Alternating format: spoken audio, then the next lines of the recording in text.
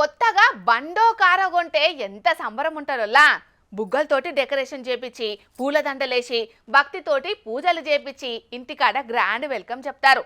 ఇక కొత్త మురిపంలా కుటుంబం అంతా కలిసి చక్కర్లు సుతం కొడుతుంటారులా. అట్లనే గీడ సుతం ఒక పాత బస్సుకు హారతి పల్లెం బట్టి వెల్కమ్ చెప్తున్నారు. మరి గట్లెందుకో వాళ్ళని అడుగుదాం పాండ్రి.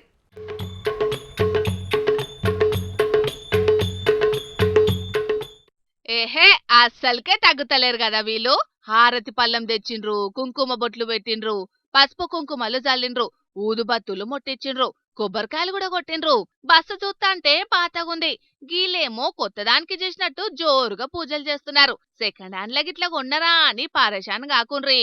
అసలు ముచ్చటేందంటే అది నంద్యాల జిల్లా కొత్తపల్లి మండలం జానాలగూడెం అనే చిన్న పల్లెటూరు. గా ఊరికి సర్కారు పల్లె వెలుగు బస్సు వచ్చిందని సంబురం చేస్తున్నారు ఊరోళ్ళు. ఎన్నడు చూడని బస్సు ఊరికొచ్చిందని హారతిలిచ్చి గ్రాండ్ వెల్కమ్ చెప్పిండ్రు ఊరోళ్ళు.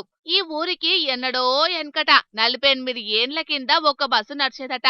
కొత్త సాలు వచ్చినా కొద్దీ సర్కార్లు మారినా కొద్దీ ఆ ఒక్కగానొక్క బస్సు వచ్చుడు బందైందట. ఇక అప్పటి సంధి ఇప్పటిదాకా తాకతున్నోళ్లు సొంత బండ్లల్లా ప్రైవేటు బండ్లల్లో పోయేటోళ్ళట. లేనోళ్లు కిలోమీటర్ల కమానం నడుచుకుంటూనే పోయేటోళ్ళట. ఇప్పటిదాకా ఎన్ని సర్కార్లు మారినా ఈల ఊరిని పట్టించుకోలేదట. బస్సు పంపిండ్రని ఎంత మొరబెట్టుకున్నా ఈల ముచ్చటినలేదట. ఎప్పటి లెక్కనే ఆశతోని కూటమి సర్కార్కు మొరబెట్టుకుంటే ఊరికి బస్సు పంపిండ్రట. ఇప్పుడు అర్ధ శతాబ్దానికి ఊర్లకు బస్సు వచ్చిందని సంబురంతోటి బస్సుకు పూజలు చేసి ఊరంతా పండుగ చేసిండ్రు అన్నట్టు ఇట్లా.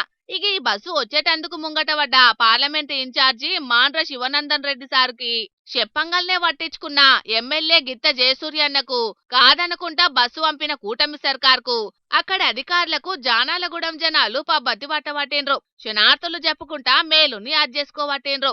సర్కారు ఇదే ఊపులా మారుమూలలో ఉండే మన్యం జనాల కోసం సుతం పట్టించుకోవాలని మొరబెట్టుకోబట్టిండ్రు. ఆంధ్రాల బస్సు ఓని ఊరు లేకుండా చేయాలంటున్నారు ఏపీ జనాలు.